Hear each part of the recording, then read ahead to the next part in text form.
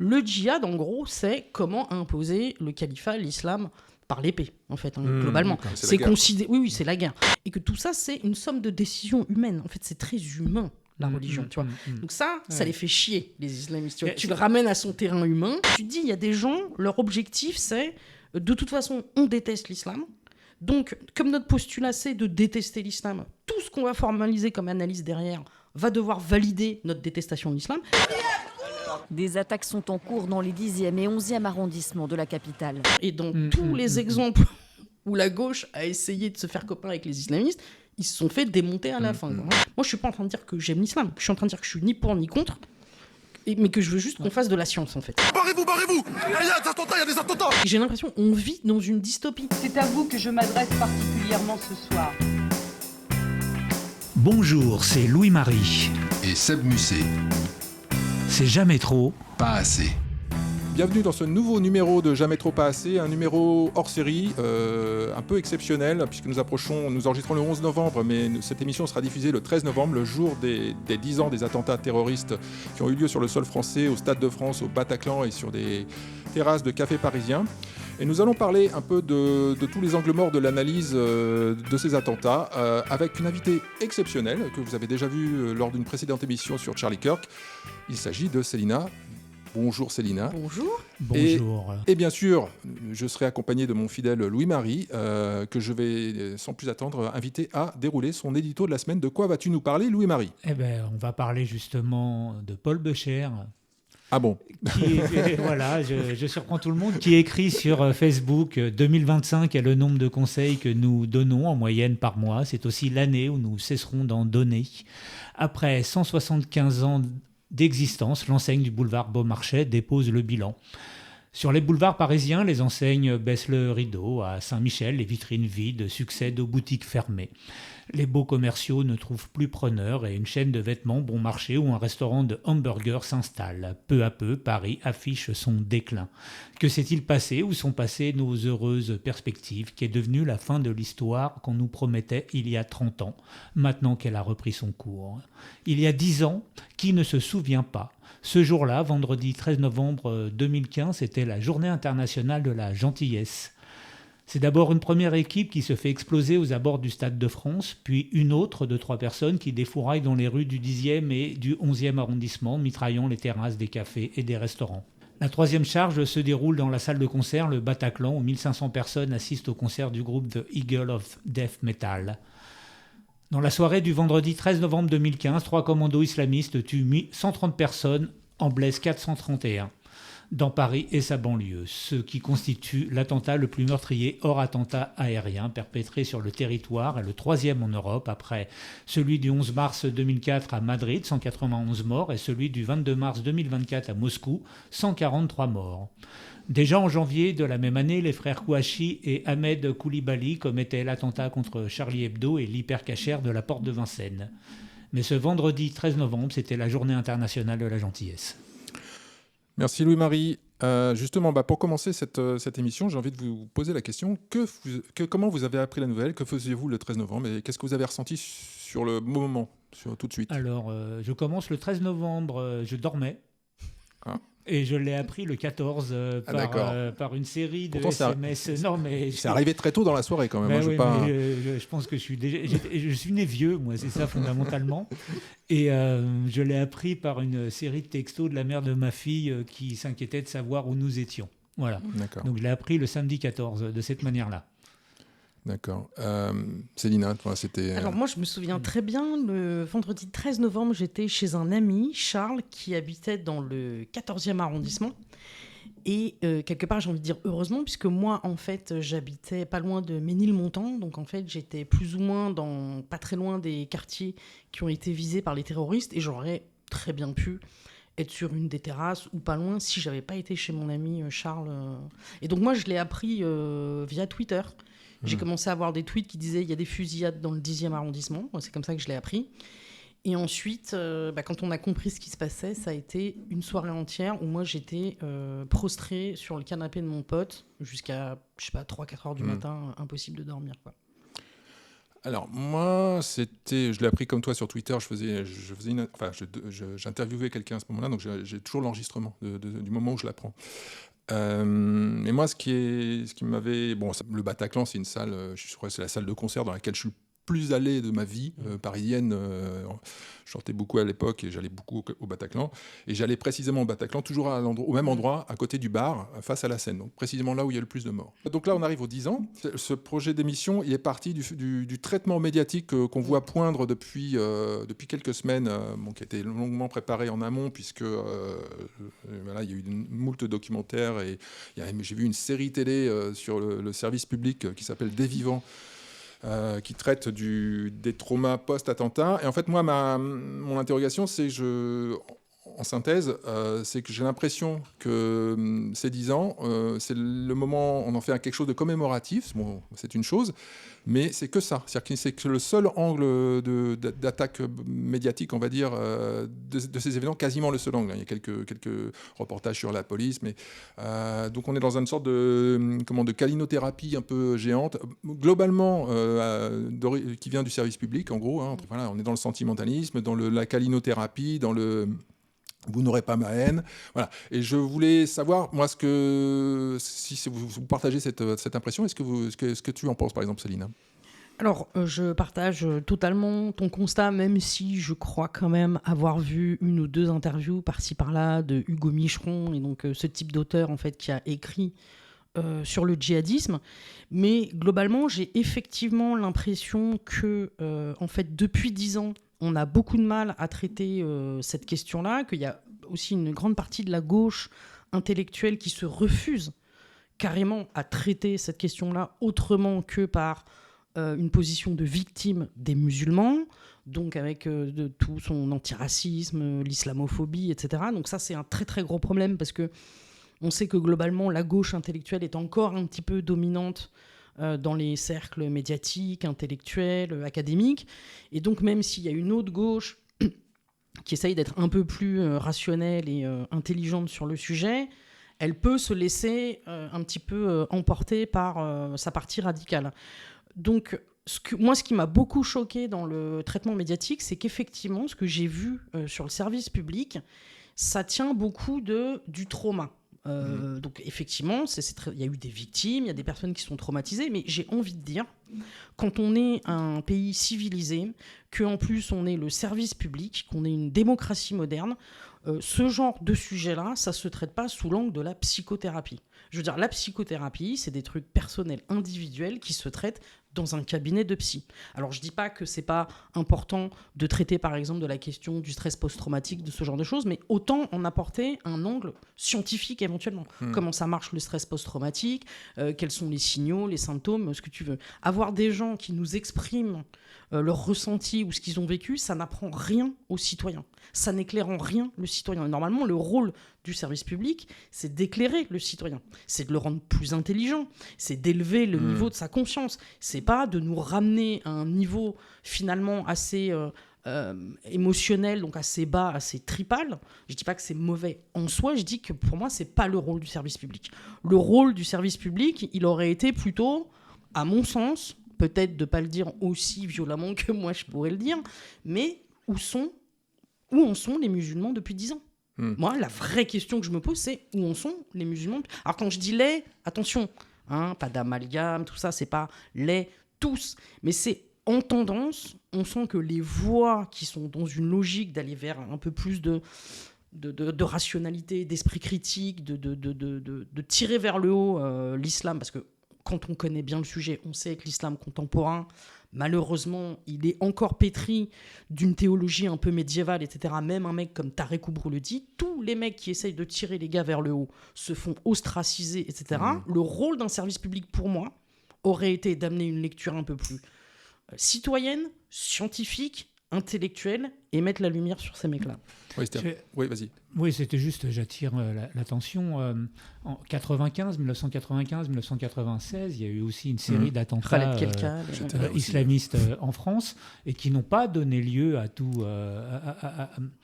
toutes ces manifestations comme celle d'après donc pour l'hypercachère et pour Charlie. Celle d'après, et tout ce mouvement-là depuis 10 ans après le 13 novembre, on n'a pas eu ce genre de marche, vous n'aurez pas ma haine. Qu'est-ce qui s'est passé aussi chez nous en 20 ans ? Oui, parce qu'on va préciser aussi que, personne ne l'a oublié, mais que la même année que les attentats du Bataclan, il y a eu donc Charlie en début d'année, c'était la même année, et qu'il y a eu un rassemblement en République, je pense, auquel je participais. Avec François Hollande en tête, voilà, qui était président. Où il y avait, je sais plus, 3 millions de personnes, enfin c'est un truc, je pense qu'il n'y avait pas 3 millions, mais il y avait au moins 1 million. Voilà, donc il y avait, et déjà à l'époque, c'était plus jamais ça ne passera pas. Et j'ai senti le jour même que ça allait passer encore. Moi, j'ai un début de réponse éventuellement. Je ne dis pas que j'ai totalement ma raison, mais il faut savoir que dans le cas des attentats de 95, on est à un moment donné où, pendant ce temps-là, en Algérie, c'est la décennie noire. Il y a une guerre civile menée, entre autres, par des djihadistes qui coupent des têtes dans tous les sens, avec le FIS, le GIA, etc. Et il me semble, alors peut-être que je me trompe, mais je ne sais pas si Khaled Kelkal était français. J'ai l'impression que là, on fait vraiment le lien avec la guerre civile qui se passe en Algérie. Mais alors, notre réponse, alors je vais te la donner, elle est très simple. On a accueilli des mecs du GIA et du FIS en France. Merci Mitterrand. Voilà ce qui s'est passé, en fait.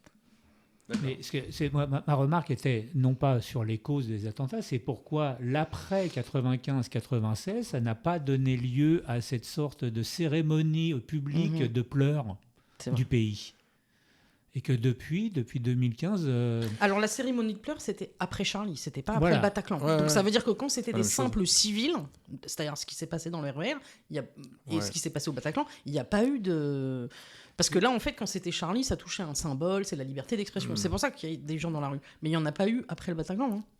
Non, il y a eu une reprise un peu, on va dire, du showbiz, un petit peu, mais encore super timide. C'était plutôt venu de l'étranger, d'ailleurs, c'était U2, c'était plutôt des artistes comme ça.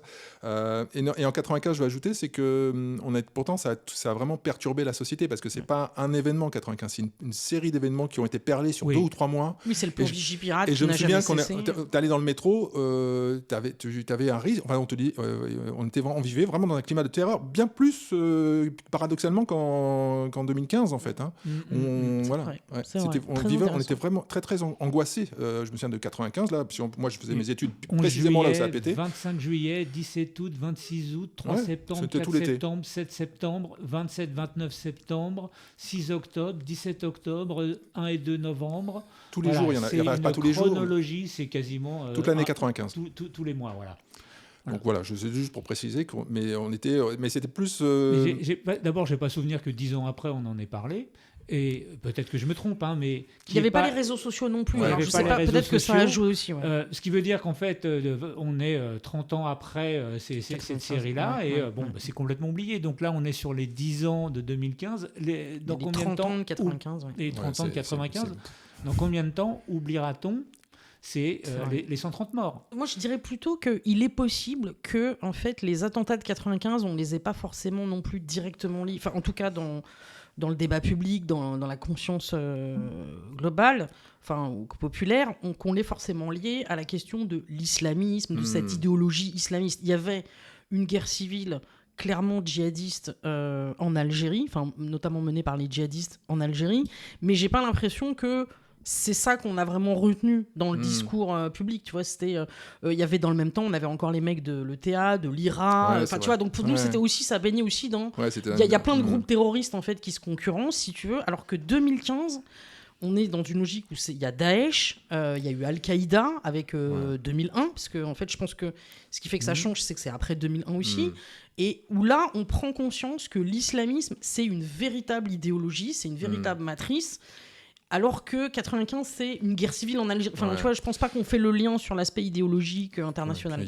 Par ailleurs, on terminait Action Directe. C'était terminé. On avait aussi nos terroristes intérieurs. Il y avait les Corses aussi. Il y avait plein de terroristes à l'époque. C'était plus flou dans l'inconscient collectif. Complètement. Puis on oublie aussi, avant 2015, il y a eu 2012. Pareil, c'est un attentat. Mohamed Merah, c'est un truc, puisqu'il avait quasiment disparu de toutes les analyses, de tous les mots, aux Torah. Là, tu vois, moi, c'est quand même ça a été quand même un truc, des mômes tués à bout portant dans une école. À bout touchant même. C'est filmé.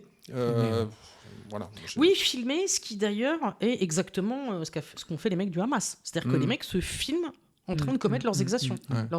Ça fait partie de leur rituel de djihadistes, quoi.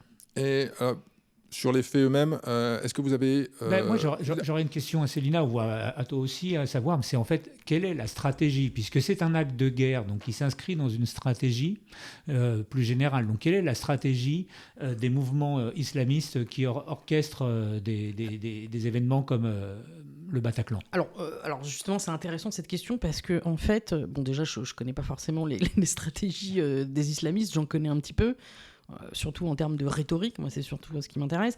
Mais en fait, la question est intéressante parce que précisément, l'attentat du Bataclan est ce qui est venu un peu dézinguer la stratégie des djihadistes. Parce que autant quand ils s'en prenaient à Charlie Hebdo, pouvait y avoir une forme d'accord tacite d'une grande partie des musulmans parce que tu touches pas à l'image du prophète, etc. Autant quand tu t'en prends à de simples civils qui sont juste allés écouter un concert, pour des musulmans même un peu radicaux qui sont nés en France, qui ont grandi en France, tu vois, ça leur paraît...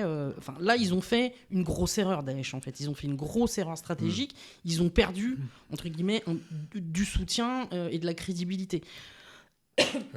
Donc, je pense que la stratégie, en tout cas, si on essaye d'analyser un peu ce que c'est la stratégie des islamistes et pas spécialement des djihadistes, parce que le djihadisme est une forme particulière d'islamisme. La stratégie des islamistes, en majorité, elle n'est pas du tout violente, ni militaire, ni agressive. Elle est plutôt sur comment on joue sur la rhétorique, comment on s'infiltre. Enfin, on s'infiltre, j'aime pas le terme, parce que c'est pas des infiltrations, ils sont pas cachés non plus spécialement, enfin un petit peu, mais c'est comment on rentre dans le monde académique et on va changer un certain nombre de paradigmes épistémologiques. Tu vois, on va montrer que, par exemple, le savoir qui nous paraît universel, en fait, il est purement occidental, donc il a des... Tu vois, c'est plus des choses qui sont dans, je dirais, des lames de fond, qui travaillent sur les esprits, sur leur manière même de penser ou de voir le monde. C'est beaucoup plus pernicieux que des attaques terroristes, en fait. Gilles Kepel, la thèse de Gilles Kepel, c'est que ce type d'attentat a pour but de provoquer un ostracisme violent vis-à-vis des musulmans vivant en France de la part des Français, ce qu'on pourrait appeler des Français de souche, ceux qui n'existent pas, et donc de provoquer une réaction violente vis-à-vis des musulmans vivant en France et de manière à les séparer définitivement les uns des autres, et donc que les musulmans vivant en France embrasent la cause. Oui, je pense que c'était la stratégie effectivement des groupes comme Daesh. Ça l'est peut-être encore pour ce qui reste. Mais moi, ce qui me paraît plus intéressant, parce que cette stratégie, elle marche moyennement en fait. Si on regarde depuis 2017, moi ce que je trouve intéressant, à peu près 2017, peut-être début 2018, ce que je trouve très intéressant, et je ne l'ai pas beaucoup entendu dans les médias, c'est qu'en fait, la plupart des attaques au couteau, etc., qui sont moins liées à ce qu'on pourrait appeler le djihadisme, ne sont plus du tout commis par des natifs. Des gens qui sont nés en France ou en Europe. C'est essentiellement, là un Algérien, là un Afghan, là un Syrien, là un Égyptien, etc. Ouais. Je trouve que ça dit quelque chose. Alors en même temps, on va avoir des natifs qui régulièrement sont chopés à avoir voulu commettre des projets d'attentats qui sont souvent des très jeunes. Et c'est un phénomène intéressant, c'est le fait que ça touche des très très jeunes, des 15-16 ans. Là, c'est les profils que les renseignements ou que les gens qui travaillent sur le djihadisme touchent. Donc, je pense en tout cas ce qu'il faut retenir de ce sujet-là, c'est que c'est, on va dire, une espèce de matrice, l'islamisme, en gros, c'est un paradigme en fait qui prend plein de formes très très variées. Il y a la forme djihadiste, etc. Justement, mais ce qu'il faut retenir, c'est en gros ce qui constitue ce paradigme, quoi. Est-ce qu'on pourrait en profiter pour éclaircir ces trois termes, musulmans, islamistes et djihadistes ? Alors je précise, avant ça, je précise qu'il y a, je ne sais pas, mais j'imagine qu'il y a dû y avoir des musulmans qui ont été victimes des attentats du 13 novembre. C'est obligatoire, enfin je veux dire, c'est statistiquement. 13 novembre, je ne sais pas, en tout cas à Nice, c'est sûr. Ouais, d'accord.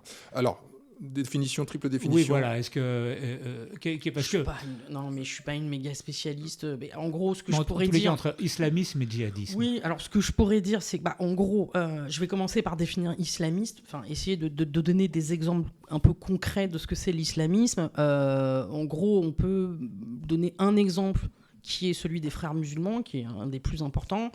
En fait, les frères musulmans, ça naît en Égypte, donc en situation de colonisation britannique, et suite à la chute de l'Empire ottoman, et donc l'abolition du califat.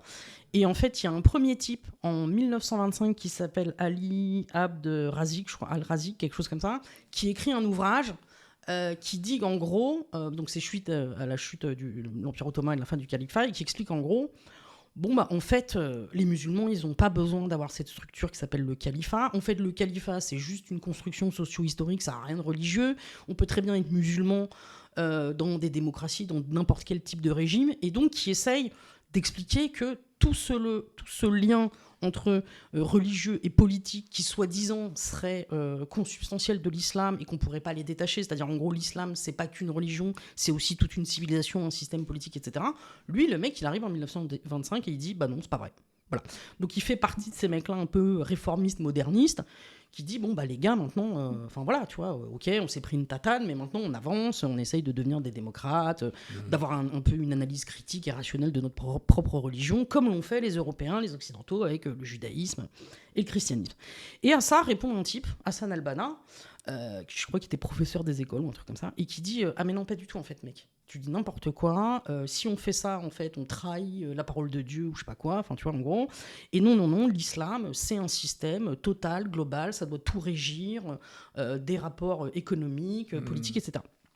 Et en fait, ce que ça dit, c'est que si tu veux, il y a, derrière Hassan al-Banna et sa vision, il y a cette idée que l'islam, c'est pas juste une foi ou une pratique religieuse comme tu pourrais le voir avec par exemple le christianisme, c'est tout un système et donc c'est aussi toute une identité globale.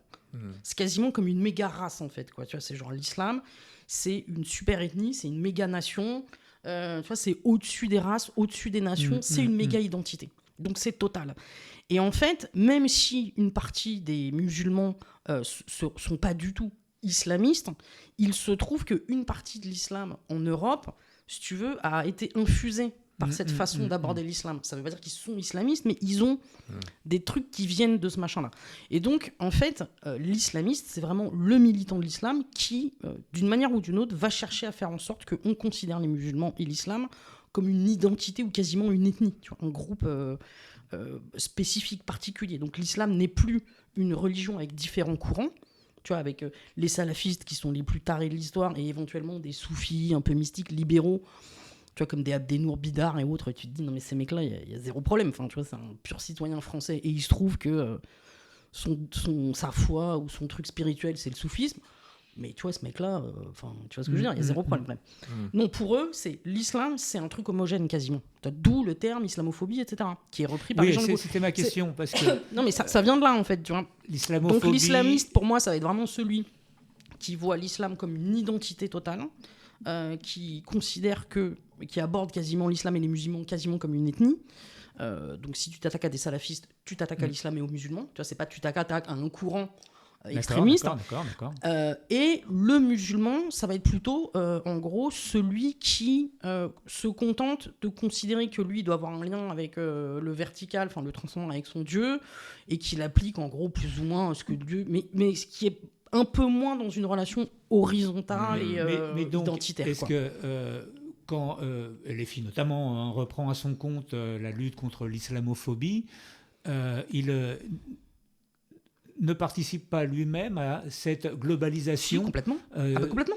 Mais parce qu'en fait, il y a une partie. C'est donc l'islam et c'est un tout. Bien sûr. Mais c'est la grande réussite des islamistes, parce que Hassan al-Banna, en fait, quand il réagit à Al-Razik, il réagit pas que à Al-Razik qui dit les musulmans sont pas obligés de vivre avec cette forme politique qu'est le califat, qui est juste une construction socio-historique. Ce qu'il dit aussi, c'est, si tu veux, tu as un double discours déjà à ce moment-là, qui est qu'en gros, il y a aussi un problème avec les colons britanniques qu'il faut botter hors de notre pays, parce qu'en plus, l'Occident incarne cette espèce de décadence morale, tu vois ce que je veux dire.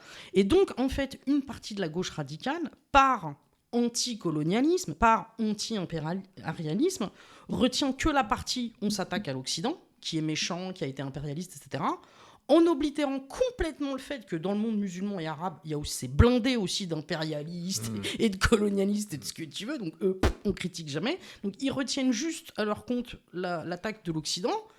Et en fait, les islamistes ont aussi une attaque contre l'Occident. Donc en fait, les deux se retrouvent au même endroit, pas du tout pour les mêmes raisons. Et dans tous les exemples où la gauche a essayé de se faire copain avec les islamistes, ils se sont fait démonter à la fin. Quoi, hein. Je dis ça, je dis rien. Quoi. Et donc, le troisième terme, le djihadisme, c'est... Alors le djihadisme, c'est aussi quelque chose qu'on va retrouver notamment plutôt au départ. Alors c'est une notion qui existe déjà dans l'islam depuis toujours, mais quand tu es dans un islam plus médiéval, etc., c'est des notions qui peuvent être assez guerrières, mais de façon assez contingente, hein, parce qu'il faut savoir que dans les différents empires musulmans, il y a eu souvent des guéguerres. Hein. Quand c'était pas avec l'Empire byzantin, c'était avec les Mongols. Enfin, tu vois, bon. Donc il y a régulièrement eu des penseurs ou des théologiens, si tu veux, qui ont pondu des concepts ou qui ont dit des choses à partir de contextes, enfin d'éléments contingents. Donc le djihad, t'as d'abord l'aspect, on va dire, assez spirituel, qui est un peu la guerre contre soi-même, en sens la guerre contre ton ego. Tu vois, tu te laisses. Bon, voilà, tu peux retrouver ce genre de truc un peu dans le bouddhisme aussi. Hein. Tu vois, c'est à un moment donné, tu essayes de dépasser ton propre ego, etc. Donc, tu as ce genre de truc. Tu as aussi le djihad, a priori, djihad plutôt défensif. Hein, en gros, c'est si on est attaqué, on riposte. Alors, il faut savoir aussi que l'islam émerge dans un contexte antique où, si tu veux, ils sont pris. C'est des Arabes, en gros, qui sont tu vois, dans la péninsule arabique, qui sont pris entre deux grands empires. Tu vois, Sassanide, enfin, tu vois, ils sont pris constamment entre deux empires qui se tapent sur la gueule. Il y a un peu des chrétiens, un peu des juifs, un peu des machins. Il y a un peu cette logique, on est quand même dans l'Antiquité tardive, hein, faut pas oublier. Il y a ce besoin de se distinguer. Tu vois, il y a besoin de créer une communauté, tu vois, qui va essayer de renouer avec un monothéisme radical, je sais pas quoi. Faut se distinguer. Donc en fait, il y a tout un tas d'éléments de langage dans le corpus islamique du 7e ou du 8e siècle qui sont complètement compréhensibles quand tu les ramènes dans le contexte, mais qui ensuite nécessitent une adaptation puisqu'on n'est plus dans le même contexte que le 7e siècle. Et donc ensuite, tu as un mec, donc là je retourne au 20e siècle, tu as un mec qui s'appelle Saïd Qutb, qui est en fait une sorte d'héritier, enfin de successeur un peu de Hassan al-Banna. Il a été chez les frères musulmans pendant un temps, je crois qu'à partir du moment, au bout d'un moment il y est plus, mais en gros, il fait partie de cette sphère frériste, et lui, il théorise quasiment vraiment le djihad, c'est pas le seul je crois, mais c'est un des premiers, il théorise vraiment le djihad armée, guerrier, international, pour instaurer un califat. Donc lui, il est vraiment dans ce truc assez violent, et il est souvent cité en fait par un certain nombre de djihadistes. Le djihad, en gros, c'est comment imposer le califat, l'islam, par l'épée, en fait, hein, globalement. C'est considéré. Oui, c'est la guerre. C'est considéré. Alors, c'est là où c'est très fort, c'est que si tu veux, ils vont détourner aussi des fois le sens du djihad défensif. Tu vois, c'est-à-dire qu'en gros, il suffit que toi tu dises. Bah moi je suis laïque, je veux pas qu'il y ait de signes religieux à tel endroit. Les mecs peuvent traduire ça, c'est là qu'ils sont très malins, tu vois, parce que c'est beaucoup de rhétorique, hein, les islamistes, il faut surtout pas les prendre pour des cons. Ils vont traduire ça, ça c'est une attaque contre les musulmans et l'islam. On est attaqué, on doit se défendre. Tu vois, ils peuvent traduire plein d'éléments, tu vois, plein de trucs, ils peuvent les retourner et donc mettre dans la tête de gamins de on est attaqué, on est persécuté. Donc, djihad défensif. Mais on avait eu ces bruits, la minute de silence après Charlie Hebdo, hein, les rectorats divers de France avaient demandé à ce que soient signalés tous les gamins qui refusaient la minute de silence. Mais alors c'est vrai que tout ce que tu dis, Célina, tu montres, c'est un univers, c'est très construit, c'est très structuré. Très structuré. Et ils sont très intelligents. Et je trouve que notre position, ça recoupe ce qu'on disait sur la médiatisation, notre grille d'analyse et notre réaction et notre mindset, en fait, on va dire, occidental, en tout cas en France, il est complètement, mais alors, c'est même pas des années-lumière, c'est qu'on n'est absolument pas prêt, quoi. C'est vrai que j'ai souvenir qu'on avait fini, on disait, le mot islamophobie, c'est un mot justement qui vient de là, donc l'utiliser, c'est déjà faire le jeu des fréristes, des salafistes, des djihadistes, et ça y est, maintenant c'est terminé, on le dit plus, on l'utilise. Hein, la lutte contre l'islamophobie. Je crois que ça a quand même été un petit peu démonétisé, hein, sauf chez la gauche radicale, mais je crois que ça a été un peu démonétisé. Hein.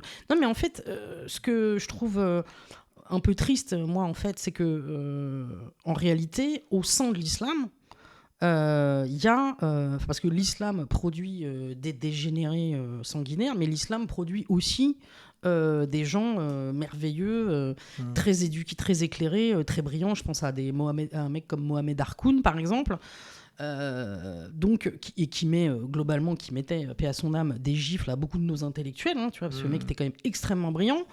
Je trouve un peu triste que ces types de figures, parce qu'il y en a beaucoup, comme celui qui avait écrit ce texte en 1925, des réformistes modernistes, on va dire, qui sont régulièrement ostracisés, vilipendés, etc., rejetés par les autorités religieuses des pays musulmans et ou par les dirigeants, parce qu'il ne faut pas oublier que l'islam, on dit d'islam politique, mais en fait le politique a toujours eu la main sur la religion, l'islam, dans l'histoire. Première théocratie et la seule, c'est l'Iran, en fait, il n'y en a jamais eu dans l'histoire de l'islam.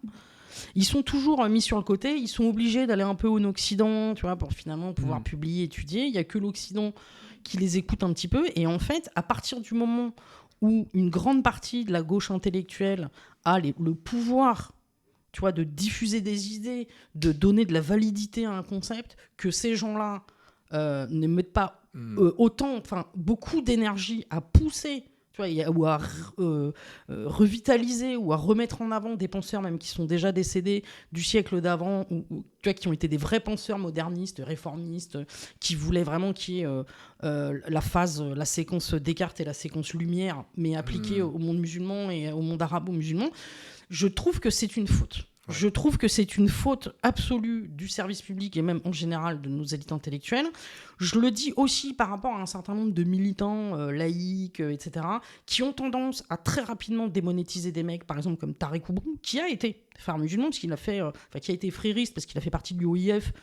Déjà à l'époque, il était dans la branche la plus libérale de l'UOIF, il en est sorti. Aujourd'hui, il travaille. C'est un des meilleurs théologiens musulmans qu'on a en Europe.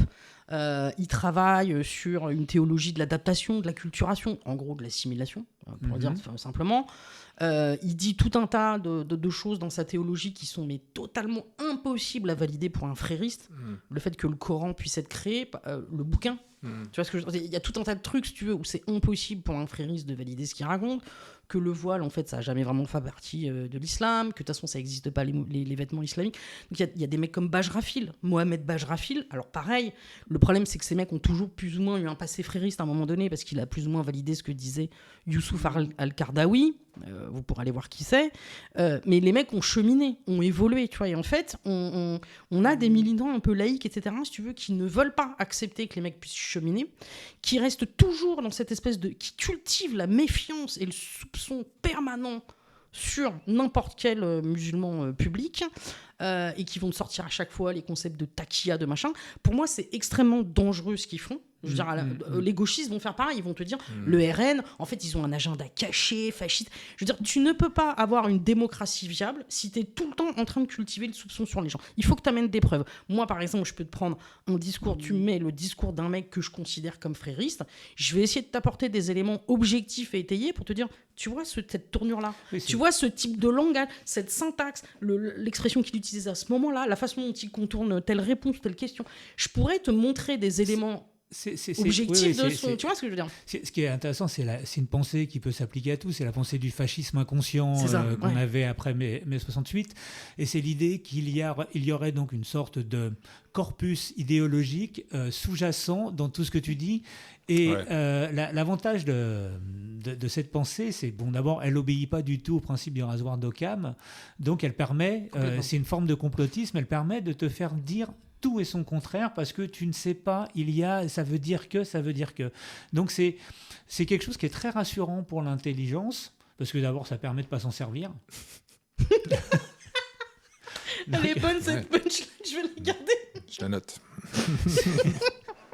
Et donc de ne pas l'user. Pas l'abîmer. Oui, non, je voulais du coup finir là-dessus, mais vas-y. Non, juste, je suis tombé sur la fiche islamophobie sur le réseau Canopé. Donc, on est sur de l'officiel. Alors, on est sur du lourd. C'est à destination des enseignants, quasiment. J'ai peur. Je lis. La notion, entre guillemets, d'islamophobie désigne des attitudes d'hostilité, de haine à l'égard de l'islam. Dans le langage courant, le terme est également souvent utilisé pour désigner les mêmes attitudes à l'encontre des musulmans en général. Donc tu vois que dans la définition, on te dit, et tu vois, ça vient d'un truc. Non, mais ça vient de cette pensée frériste. C'est-à-dire que les musulmans, c'est l'islam. L'islam, c'est les musulmans. Voilà. C'est un seul truc, en fait. Tu vois, et d'ailleurs, quand tu t'écoutes même des mecs comme... alors, des fois... c'est pas du tout parce qu'ils sont islamistes ou fréristes, c'est juste parce qu'ils sont teubés, ils ont grandi un peu dans ce truc-là, ils savent pas trop ce qu'ils disent. C'est aussi un truc qui m'énerve, c'est d'accuser de frériste tout le monde et n'importe qui, ça c'est très énervant. Mais tu vois, tu prends un mec comme Yassine Bellatar, ok, il a participé à un dîner du CCIF, etc. C'est pas un islamiste, mais il a un peu cet identitarisme musulman. Tu vois, qui va dire non mais ça veut rien dire islam modéré ou pas modéré, il y a un seul islam. Et c'est à ça que tu repères la rhétorique frériste comme elle a marché, parce que t'entendrais pas un catholique dire il y a un seul catholicisme. Personne ne dit ça. T'entendras pas un juif dire il y a un seul judaïsme. Ils ont tous conscience qu'au sein même de leur religion, de leur confession, il y a un pluralisme. Et ils l'acceptent. Je veux dire, chez les judaïsmes, en plus, c'est carrément super théorisé, abordé, traité, etc. Donc moi, ce qui me dérange, c'est il y a à la fois une démission du service public sur le fait d'apporter de la science, un regard scientifique et éclairer les citoyens. Il y a un certain nombre, pas tous, mais il y a un certain nombre de militants laïcs qui ont tendance à vouloir désigner absolument des islamistes partout, à accorder de crédit à personne, parce que Tarek Oubrou, c'est un très bon exemple. Parce que Tarek Oubrou, par exemple, c'est un religieux, tu vois, c'est un mec plutôt tradi, il n'est pas forcément très ouvert à l'approche historico-critique, qui serait plutôt justement l'apanage d'esprits brillants comme Mohamed Harkoun, mais néanmoins, il est quand même intéressant. Moi, j'ai lu ses bouquins sur l'islam dans la République, quel islam pour la République, ce genre de truc. Il abandonne pas sa foi, il abandonne pas sa religion, mais il essaye de voir comment on peut manier les deux, enfin, tu vois, comment ça peut se fonctionner et faire en sorte que l'islam devienne une simple foi ou une simple pratique religieuse. Donc à partir du moment où pour moi les mecs sont dans cet état d'esprit-là, après qu'ils soient très conservateurs et qu'ils soient pas trop pour le mariage gay, j'ai envie de dire je m'en fous. Tu vois, je le combattrai sur le plan des idées, mais ce que je veux dire c'est qu'il s'inscrit dans une citoyenneté française et dans un truc qui n'est justement pas islamiste en fait. Donc que ces gens-là soient tout le temps attaqués par un certain nombre de laïcs ou d'apostats ou je sais pas quoi, comme non mais faut se méfier, ça reste comme... C'est que tu te dis, il y a des gens, leur objectif c'est de toute façon on déteste l'islam, donc comme notre postulat c'est de détester l'islam, tout ce qu'on va formaliser comme analyse derrière va devoir valider notre détestation de l'islam. Moi je suis pas en train de dire que j'aime l'islam, je suis en train de dire que je suis ni pour ni contre, mais que je veux juste qu'on fasse de la science en fait. Tu vois, et de la rationalité et de l'esprit critique. C'est tout ce que je dis quoi. Ouais, justement. Quel est le but de cette ligne médiatique d'un côté et quel est le but de l'autre côté des politiques? Alors politique on voit un peu plus parce qu'ils sont instrumentalisés. Je sais pas parce que moi j'ai pas vraiment d'esprit complotiste donc je vois pas forcément des agendas derrière. Est-ce que c'est juste de la fainéantise? Non, c'est juste de la peur. Je pense que c'est de la fainéantise. Tu regardes je pense que c'est un abaissement. C'est une médiocrité ambiante, tu vois, il n'y a pas vraiment d'agenda, de projet machin, c'est une médiocrité ambiante. Tu vois, il y a d'autres éléments qui le prouvent. Le service public, ils ont lancé des trucs sur Slash, leur truc pour les jeunes, je sais pas quoi, tu vois, sur les religions. Donc, très intéressant. C'était quoi leur truc? C'était de foutre 5 jeunes autour d'une table, un qui est protestant, un qui est musulman, un qui est juif, un qui est agnostique, un qui est je sais pas quoi, et puis chacun parle de son truc. Mais si tu veux, le principe du service public, pour moi, c'est pas de mettre des gens autour d'une table qui vont dire moi j'aime bien aller à l'église quand elle est fermée à 2h du matin pour prier. Je ne vois pas ce que ça apporte au débat public et aux citoyens. Tu vois ce que je veux dire? Ce que tu peux apporter aux citoyens et au débat public, c'est parler par exemple des travaux en sciences humaines, psychologie des religions, anthropologie, sociologie des religions. Qu'est-ce que les gens qui étudient les religions en tant qu'activité humaine, tu vois, ont à dire sur les religions? Je veux dire, on a un exemple énorme qui est Durkheim, qui est un des pères fondateurs de cette discipline des sciences de la religion. On a en plus un héritage d'excellence en France. C'est ça qu'on devrait valoriser. Donc plutôt que nous expliquer que la catho, là, elle aime bien aller prier à 2h du mat, et que l'autre, quand elle fait le ramadan, elle aime bien mater les étoiles, je sais pas quoi, ce qui n'apporte rien aux citoyens, ce serait plus intéressant de mettre sur la table l'approche scientifique de la religion, parce que le principe, en plus de la laïcité, c'est de dire ce qu'on a en commun, c'est la connaissance universelle, et tout ce qui est croyance relève du privé. Donc la connaissance universelle, c'est par exemple ce qu'on a d'objectif qui permet de faire des médicaments. Tu vois, c'est une connaissance universelle, puisque derrière, ça fait ses preuves, on fait des médicaments. Donc c'est un truc qui est universel et commun. Il y a la même chose avec les sciences humaines, même si c'est pas des sciences dures, mais en tout cas, il pourrait y avoir ce désir de dire on aborde la religion, non pas du point de vue on est pour, on est contre, on aime bien, on n'aime pas, mais du point de vue du scientifique. du chercheur qui observe la religion comme un objet à étudier. Et ça ferait grandir les citoyens, à mon sens. On voit la position attends, je retrouve son nom, c'est cette chercheuse du CNRS, Florence Bergeau-Blaclair. Voilà, Bergeau-Blaclair. Alors, elle est très intéressante parce qu'elle a fait au départ un terrain sur le halal qui était très très bien. C'était un vrai terrain. C'est-à-dire qu'elle est anthropologue. Et quand tu es anthropologue, tu fais des terrains. Donc, on peut te questionner sur ta méthodologie, la méthodologie que tu as employée, etc., pour collecter tes données. Je suis un peu plus dubitative sur son bouquin « Le frérisme et ses réseaux », même si sur l'aspect généalogie de l'idéologie, elle est très bonne, mais après, je trouve qu'elle pêche un peu par trop de militantisme, à mon sens. C'est pas le rôle du chercheur, pour moi. En tout cas, elle est l'objet d'attaques incessantes de tous les partis, enfin le parti LFI type de gauche, on lui reproche effectivement de faire ce travail. Oui, mais le truc c'est que tu vois un Rachid Benzine qui est aussi, bon alors ok il est un peu plus gauchiste, mais un Rachid Benzine qui fait aussi de l'approche historico-critique. C'est-à-dire, l'approche historico-critique c'est la kryptonite des islamistes. Ce n'est non mais je le dis clairement, c'est tu vois bon les mumus tarés bas de plafond, ça va être tu fais une caricature du prophète, il pète un câble. Les islamistes, frères Muse et tout, c'est les costards-cravates, c'est les musulmans costards-cravates, là, les islamistes costards-cravates. Eux, ils vont pas péter un plomb parce que t'as fait une caricature du prophète, tu vois. Parce que si tu... Eux, ils pètent pas un plomb parce que dans leur stratégie, c'est pas bien de péter un plomb. Mais donc, eux, ce qui va les faire chier, c'est plus l'approche historico-critique. Parce que l'approche historico-critique, c'est justement ce qui permet de historiciser, recontextualiser l'islam comme tu vois, une histoire avec un grand H. Donc il y a eu un enchaînement, il y a eu des décisions à un moment donné qui ont été prises, il y avait des mutazilites, ils ont disparu parce qu'il y a eu une décision d'un calife de je sais pas quoi de machin. Et que tout ça c'est une somme de décisions humaines. En fait c'est très humain la religion, tu vois. Donc ça les fait chier, les islamistes. Tu vois. Tu le ramènes à son terrain humain.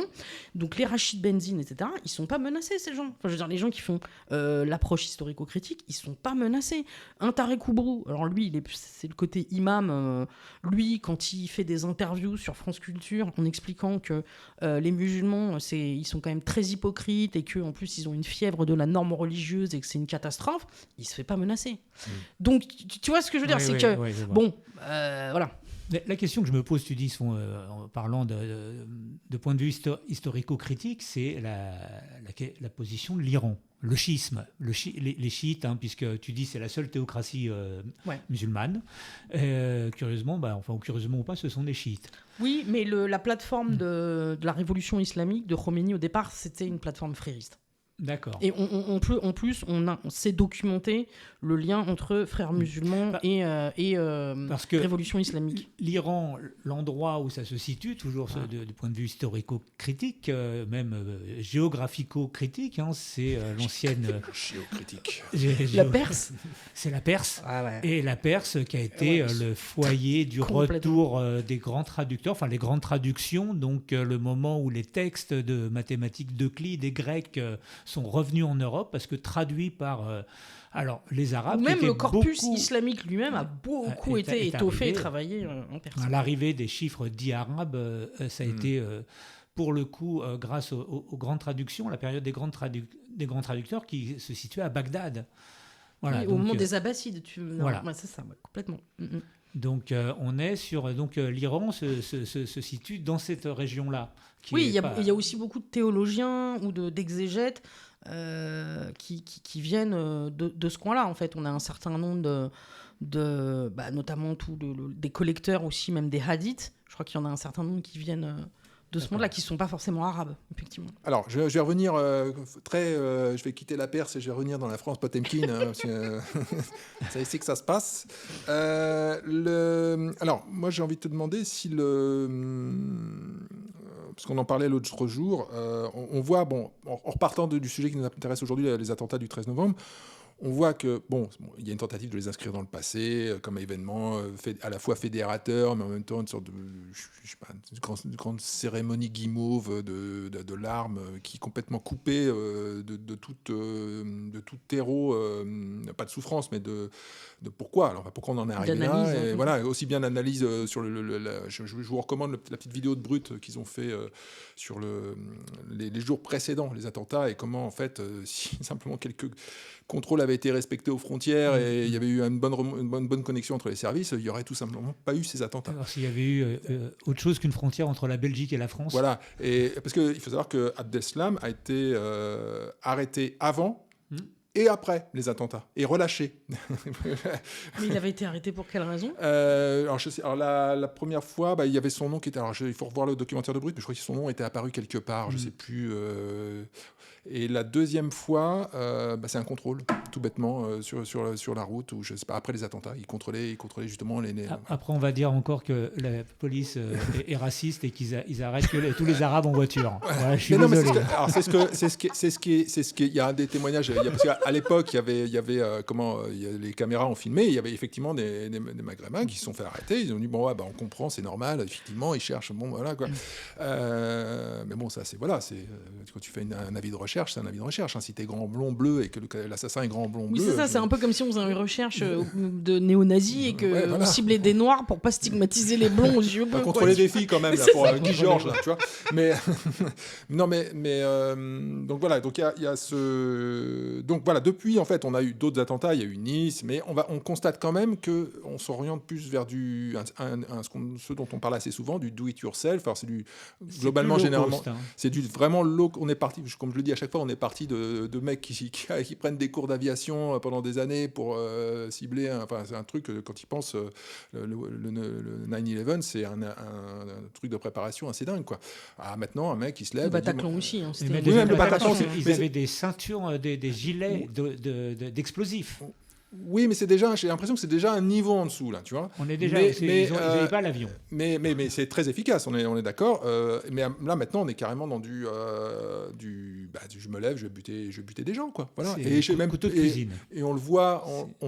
Mais ça, c'est déjà une vague quasiment terminée. Là, la question que se pose un certain nombre d'experts et des renseignements, etc., c'est quoi la prochaine phase ? La phase 4 du djihadisme, parce que Daesh est fini. Daesh, on va dire que c'est fini, en gros. La phase 4, ce serait quoi ? Parce qu'il y en a qui pensent à des trucs type 7 octobre. C'est un truc très organisé, mais aussi quel lien pourrait y avoir avec le narcotrafic ? Parce que tu le vois, ce qui se passe au Sahel, c'est un mix entre djihadisme, mafia, à moitié trafic de drogue. Tu vois, le Hezbollah qui est lié aussi au trafic de drogue. Tu vois ce que je veux dire ? Donc, tu te dis, il y a quand même une manne. Et ça, c'est à mon avis ce qui est inquiétant. C'est pas tant l'islamisme aujourd'hui en tant qu'idéologie, c'est en tant que quelle mèche ça peut allumer si ça commence à impliquer les narcos, en fait. Oui, parce qu'on avait vu ça, c'était un mouvement, il y a plein d'organisations terroristes du temps où on avait les nôtres, que ce soit l'IRA ou les Corses ou Action Directe, qui fricotent peu ou prou avec... alors c'était les marchands d'armes, où on voit sur l'histoire de Carlos, enfin ça deal un peu, ça passe les frontières, ça porte des valises. Peu ou prou, quand tu vis dans la marche, tu finis par tomber sur tout le monde. Hein. Et moi, j'étais plus intrigué par... on en a parlé aussi l'autre jour tu n'as même plus besoin d'être musulman, d'ailleurs. Enfin, c'est comme si, quelque part, cette cause-là, comme à une époque, je ne sais pas, dans les années 70, il y avait des causes qui étaient plus à gauche, des trucs qui rassemblaient un peu tous les contestataires et les outcasts de l'Occident qui allaient défiler sous la même bannière. Si un peu, ça ne fait pas un peu voiture balai sur toutes les... Oui, c'est un peu il y a toute une bataille intellectuelle à un moment donné entre Gilles Kepel justement et Olivier Roy, donc l'un qui disait c'est la radicalisation de l'islamité ou l'islam, et l'autre qui disait c'est l'islamisation de la radicalité. Donc c'est plutôt la thèse d'Olivier Roy qui disait en gros il y a des profils qui sont psychopathes, tarés ou à moitié révolutionnaires qui veulent péter des câbles. Et il se trouve que sur le marché, il y a quoi ? Il y a le djihadisme, il y a l'islam, je le prends, je me fais péter la tronche, machin. Alors, au départ, en tout cas jusqu'à toutes les vagues qu'on a vues depuis Mohamed Merah jusqu'à aujourd'hui, ça rentre très très très partiellement dans l'analyse de Roy. C'est plutôt Gilles Kepel qui a raison. Il y a quand même un corpus au départ, il y a quand même un imaginaire, un récit, une mythologie au départ. Le djihadisme, ça repose quand même sur un corpus islamique qui est pas ridicule, c'est pas 2 pages et demie, tu vois, c'est un gros machin avec 14 siècles d'histoire. T'as les salafistes, si tu veux, ça fait quasiment 2 siècles que les gars ils travaillent le truc, tu vois. Donc il y a quand même un truc assez costaud, donc je suis pas trop d'accord avec ça, et d'autant qu'en plus sur le marché t'as les antifas, t'as l'écoterrorisme, t'en as d'autres. Donc j'y crois assez moyen, mais en revanche il est possible que cette idéologie là attire des gens particulièrement tarés, déséquilibrés, qui effectivement peuvent Mm, avoir comme point d'entrée le fait qu'ils sont tarés plus que musulmans. Oui, c'est la question de la poule et de l'œuf. Ouais. Oui, c'est clair, c'est ce qu'on... Dans l'actualité, par rapport à ce qu'on disait, j'ai vu passer un tweet d'Émeric Caron. J'ai peur. Je reviens. Pourquoi d'entrée de jeu, ça fait rire. Émeric Caron, qui, c'est à propos de l'événement sur l'île d'Oléron, donc il s'avère que ça pourrait être un attentat islamiste, sauf que c'est Jean qu'ils appellent ou Victor. Bref, c'est... Et alors, je il y justement, avait beaucoup de convertis qui sont partis en mais Syrie. justement, le contre son camp d'Émeric Caron, Ah ouais, c'est complètement. précisément de dire oui, non, ça peut pas Ça étoque peut les pas fachos. Voilà, c'est ça peut pas être djihadiste parce que c'est un blanc. Mais Parce mec, que- t'es un connard. T'es en train de dire que le djihadisme, c'est qu'un Et truc surtout, d'arabe. il est en train de dire, voilà, il est en train de Les dire mecs que sont cons. quoi, l'islam, c'est un con truc comme- d'arabe. Oui, c'est ça. Non, mais ils sont forts. Non, et puis se faire péter la gueule, c'est un truc d'arabe aussi. C'est ce qu'il est en train de dire. Non, mais de toute façon, bon, ça, on va pas Voilà. refaire, on va Incroyable. pas refaire les filles. Attends, On c'est peut Émeric remarquer- Caron, Non, mais le les buts défenseur contre des son- moustiques. Oui. Mais c'était un contre son camp, je voulais le noter. C'était un énorme contre son camp. Alors, on va revenir. Je reviens sur le 13 novembre, la date dramatique, puisque il y a eu dans l'actualité récente, malgré tout ce qu'on fait pour effacer les causes, les cheminements et pour en rester à la calinothérapie, il se trouve que l'actualité nous a livré, alors sûrement pas par accident, parce que je trouve ça étonnant que ça pointe quelques jours avant, des nouvelles de Salah Abdeslam. Donc, je rappelle qu'on a bloqué la moitié de Paris, et je m'en souviens très bien, parce que je ne pouvais plus aller au boulot. Ils avaient interdit l'île de la Cité, je ne pouvais pas passer. Ils ont bloqué la moitié de Paris pour son procès, et là on apprend que il était tranquillement, peut-être en train de préparer un nouvel attentat depuis sa cellule avec un ordinateur, une clé USB. On a appris qu'il s'est marié, on a appris qu'il peut niquer tranquillement en cellule. Merci, Badinter. Quand tu vois ça, alors nous on rappelle pendant ce temps-là, nous on devait remplir une attestation pour aller faire pisser le chien, sinon on se prenait 135 balles. Mais pas pour niquer, par contre. Tu te dis. Non, c'est ça. Nous, on n'avait pas le droit de sortir On pour n'avait pas le droit de niquer. sortir pour aller niquer. Alors, tu vois. Enfin, bref, il y a une nouvelle procédure qui est entamée contre lui. Et donc, on apprend que son épouse, donc Maëva B, qui vient d'Occitanie, donc a été radicalisée voilà, via Internet, machin, qu'elle a un TikTok à 20 000 followers. Enfin bon, c'est pas c'est pas n'importe qui dans la sphère, quoi. Voilà, qu'est-ce que ça vous évoque quoi? Moi, je vais faire un placement de produit. Vas-y. Ça, vous l'avez pas vu venir, celle-là. Donc, je veux faire un placement de produit pour le site de notre ami Tancred qui a traité de ce cas-là qu'on appelle libristophilie. Exactement, libristophilie, Voilà. tout à fait. Oui, Donc, oui, comme il y avait des grandes amoureuses de Fourniret, Voilà, de c'est Ted ça. Bundy. C'est un classique, c'est un classique. Oui, Voilà, oui, là, c'est un classique. Mais c'est bien documenté. Donc, Oui, non, c'est pas le cas Maëva B voilà. qui est intéressant dans Donc, cette affaire, Tancred effectivement. Bastier, Les Effrontés, a écrit un article sur libristophilie. C'est par exemple, nana qui bosse pour la CIA et qui se marie avec le serial killer qu'elle vient d'arrêter. Hein. Voilà. Ouais, non, mais ça, Donc, c'est un voilà. grand classique. Ça, Donc, c'était pour juste faire un placement de produit qui n'est pas... mais ça veut dire quand même que oui, il s'est marié. D'abord, bah là, c'était un alors, mariage religieux. On est à 2 doigts du congé paternité, Oh. là, quand même. Hein. Ouais. Non, c'est...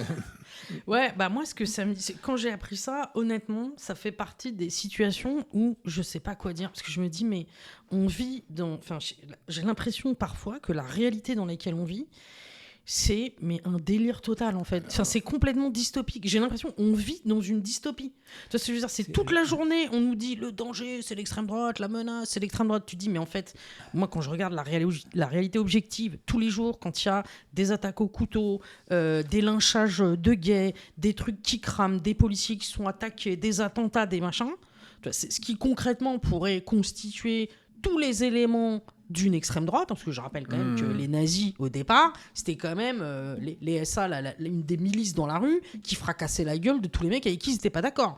Je veux dire, c'était de la violence pure physique. Tu te dis, donc, tout ce qui correspond à une extrême droite n'est pas qualifié d'extrême droite, tu vois. Mais par contre, le danger, ça reste l'extrême droite. Le danger, ça reste Marine Le Pen, qui dit... Et Jordan alors, je Bardella. participe à la démocratie, je suis pas totalement d'accord avec ce que vous dites. Tu dis, donc ça, c'est le fascisme aujourd'hui, quoi. Et moi et je me dis, mais du coup, forcément, l'état de notre justice, de notre état de droit, est à l'image de ce délire. J'ai pas d'autre analyse, en fait, tellement ça me paraît aberrant. Comment le mec peut préparer un truc alors qu'il est censé être surveillé? Il y a Incompréhensible. deux choses. On est d'accord que je partage ton analyse, mais on est d'accord que c'est suicidaire, en fait, comme état de... Je sais pas.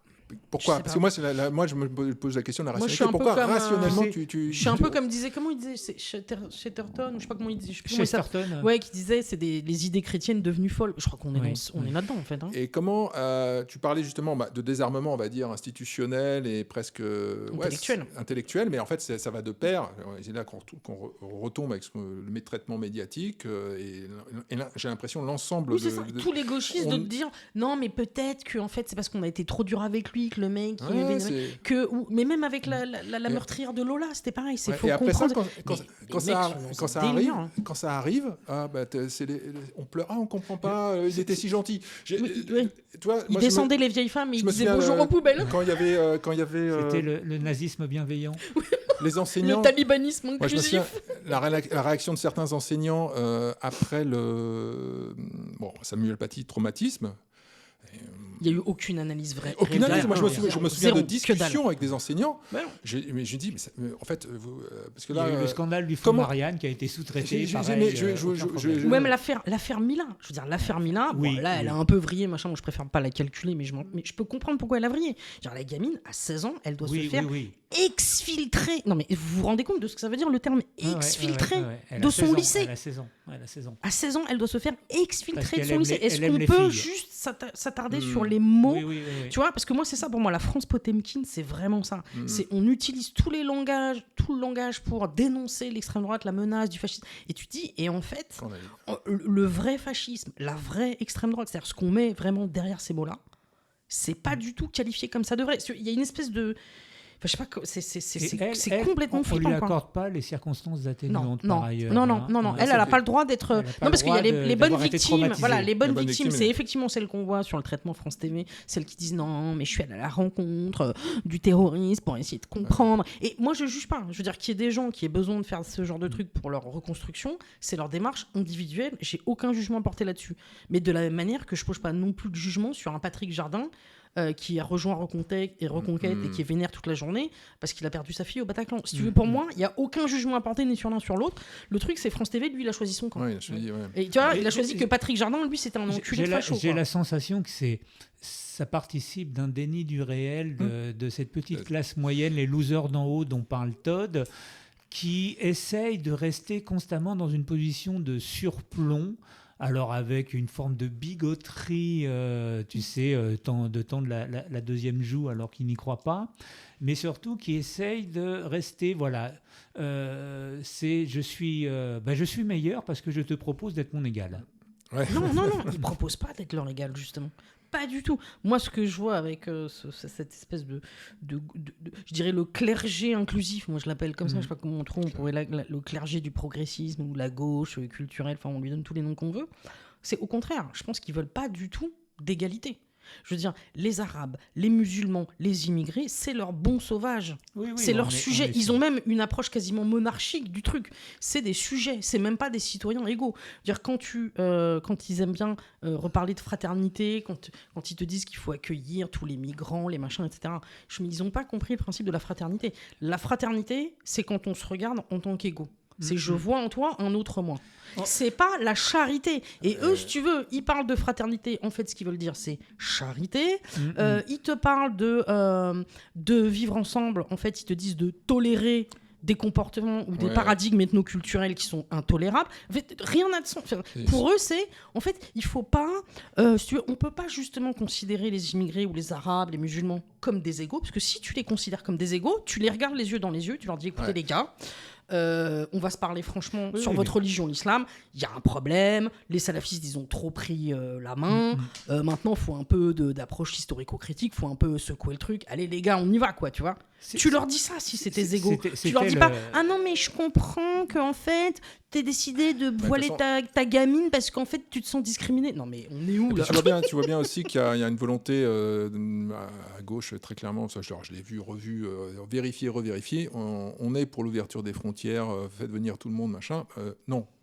Faites venir que des gens qui sont en dessous de nous, en fait, socialement. Exactement. Le prof d'université, on n'en veut pas, en fait. En fait, ça participe à ce que j'appelle ce déni, c'est cette contradiction, parce qu'on ne peut pas être supérieur et égaux en même temps. Donc, on affiche comme ça une volonté d'égalité au nom de la République et tout, mais en fait, on pense que cette volonté d'égalité, parce qu'on la propose, nous sommes supérieurs. Donc, on continue de rester dans ce surplomb et tu vois, le théorique. Le business aussi associatif, d'apprendre le français, de machin, parce que ça les valorise aussi à gauche. Hein, oui, et encore, s'ils apprennent le français, c'est déjà le début du fascisme, à mon avis. Je me souviens d'un article, s'ils apprennent on le français... On devrait respecter qu'ils parlent une autre langue. Enfin, ou qu'ils parlent mal la nôtre. Oui, c'est ça. C'est un article d'un professeur, d'une professeure de collège qui militait fièrement, c'était sur Feu rue 89 à l'époque où c'était national, et qui militait fièrement au sein du réseau Éducation sans frontières, qui a un petit peu périclité depuis. Donc le but du réseau étant de s'occuper des sans-papiers qui sont scolarisés et éventuellement les cacher chez soi, donc faire un acte, tu sais, à la Cédric Héroux, un acte de rebellitude intense. Et à la fin de cet article, cette femme qui travaillait dans un bahut un peu pourrave de centre-banlieue, qui admet, et je crois qu'elle ne l'a même pas vu, ou enfin il y avait quelque chose qui admet que, en gros, elle s'est battue pour que soit scolarisé un migrant dans son lycée, alors qu'elle a tout fait pour que son fils n'y aille pas. Mais le pire, c'est qu'il ne le voit pas. Il le voit pas. Le nombre de gens qui votent gauche pour se sentir bien moralement, parce que c'est ça que ça veut dire. On vote à gauche pour se sentir bien moralement, qui ont foutu leurs gamins dans un truc privé et qui veulent pas dénoncer, qui veulent pas faire de lien entre la sécurité et l'immigration, parce que moralement, c'est trop douloureux d'aller là-dessus, tu vois. Je vais finir sur cette question par rapport, on va pas faire un pronostic ou la météo du terrorisme, mais comment vous voyez la situation par rapport à... vraiment en une phrase, hein. Comment vous sentez la situation par rapport à ce terrorisme qu'on voit, qui est toujours là, mais qui a pris une autre forme, dont tu as un peu répondu tout à l'heure, toi, tu vois de Célina, tu vois que ça peut évoluer vers quelque chose de beaucoup plus structuré avec le banditisme. Voilà, en un mot, moi, à savoir que je n'ai aucune... Moi, je pense que ça va être de plus en plus du low cost, hein, avec les moyens du bord. Hein. On aura toujours ces mêmes désarmements. Bon, on va finir par interdire les couteaux. Puis les mecs, ils diront de cuisine, à la fourchette, tu vois. Voilà, c'est... Alors, moi, mon avis personnel, c'est que potentiellement, il y aura toujours un peu des petits épiphénomènes d'attaque au couteau, etc. C'est possible. Je sais pas. Moi, je suis très mauvaise en prédiction. Mais dans le même temps, je pense que, en tout cas, en ce qui concerne les natifs, parce qu'encore une fois, je pense qu'il faut faire le distinguo entre natifs et étrangers. Parce que ce qui vient avec l'immigration, on ne sait pas ce qui se passe dans les autres pays, où ils en sont dans le développement du djihadisme dans les autres pays, je ne sais pas. Le Caucase, ça a l'air d'être bien pourri quand même, en tout cas. Mais en tout cas, en ce qui concerne les natifs, européens, français, moi je pense que ça s'essoufflera complètement et que c'est plutôt le frérisme qui gagne, quoi. C'est-à-dire cette espèce de voie modérée, entre guillemets. On ne fait pas la guerre, mais on essaye quand même de modifier les esprits. Moi, je me pose la question, c'est la France va-t-elle économiquement continuer à être intéressante et attractive alors qu'on est en chute libre et que les questions énergétiques qui se posent font qu'on va être une sorte de grand terrain vague avec même plus une pompe à essence. Et le rapport avec le terrorisme est-ce que tu as envie de renverser un terrain vague ? Tu vois, est-ce que tu as envie, c'est-à-dire que oui, dans ce sens-là, tu vois, est-ce que les immigrés vont encore venir chez nous ? Non, puis il y a un truc intéressant qui se passe avec les pays du Golfe, c'est-à-dire ceux qui ont exporté cette merde. Ce qu'il faut savoir, parce qu'on le sait peu en France, mais en fait, Daesh, ça a été un traumatisme dans le monde musulman. Parce que en fait, ça faisait quand même un certain temps, notamment depuis la chute de l'Empire ottoman, que notamment c'est là-dessus qu'a prospéré Hassan al-Banna, tu vois, le califat, l'islam global, tu vois, l'islam des origines, du temps du prophète, du machin, c'est super, c'est génial. Tu l'appliques à la lettre, littéralement, sans aucun intermédiaire, sans aucun filtre, ça donne Daesh. Donc là, tu as une grande partie du monde musulman qui a commencé à faire oula.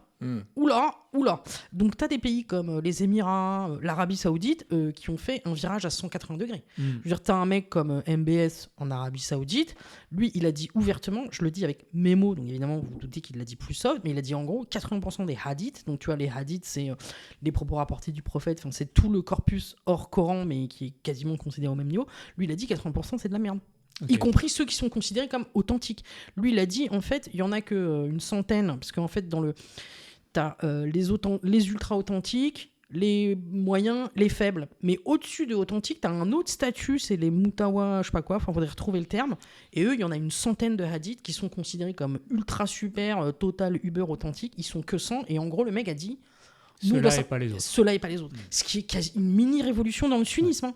D'accord. Voilà. Les Émirats, ils se sont rapprochés d'Israël. Donc, moi, ce que je trouve intéressant, c'est ce qui se passe dans les pays du Golfe. D'accord. Ok. Voilà. Voilà. Écoute, on a fait une Très belle émission. très belle émission. Très belle Un tour un peu... on a dépassé le cadre du 13 novembre. Désolé d'avoir encore trop parlé. Mais non, c'est bien. Voilà. La prochaine fois, on te mettra que le micro, mais on ne mettra pas le son. On ira faire à manger à côté. On ira faire à manger, on te laisse en stand-by. C'est bon, on a fini.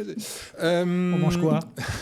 J'ai préparé un gâteau. Voilà, Moi, je veux du café encore. J'ai préparé un café et un gâteau parce que je suis petit Super. soin avec mes invités. Moi, je vous remercie de nous avoir suivis. Je vous invite. Je remercie Célina d'être venue merci à ce vous. jour férié. De tellement loin Ouais, qu'elle vient est de partie loin. hier. Voilà. Et on ne sait pas quand elle va pouvoir regagner son. Demain. C'est pas gagné.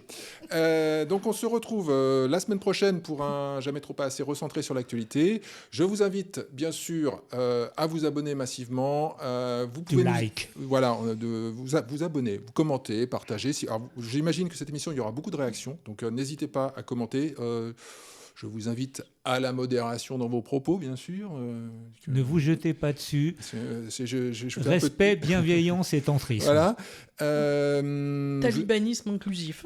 Talibanisme inclusif. Voilà. Je vous invite donc. Et progressiste. Je vais pouvoir finir cette émission peut-être, hein, quand même. Je vous demande de vous arrêter. Moi, Balladur sort de ce corps. On se retrouve donc la semaine prochaine. Je vous invite à vous abonner à notre page YouTube. Vous pouvez nous suivre sur notre page Facebook Jamais Podcast. On a également depuis cette semaine un compte TikTok, voilà, Jamais Podcast également. Vous pouvez nous suivre donc en podcast sur Apple, Spotify, Deezer, Ocha, voilà. Et nous, on se retrouve la semaine prochaine. Merci à vous tous et à très bientôt. Et rappelez-vous qu'une opinion n'est pas la vérité. Allez, ciao. les paquets et emballez la joncaille.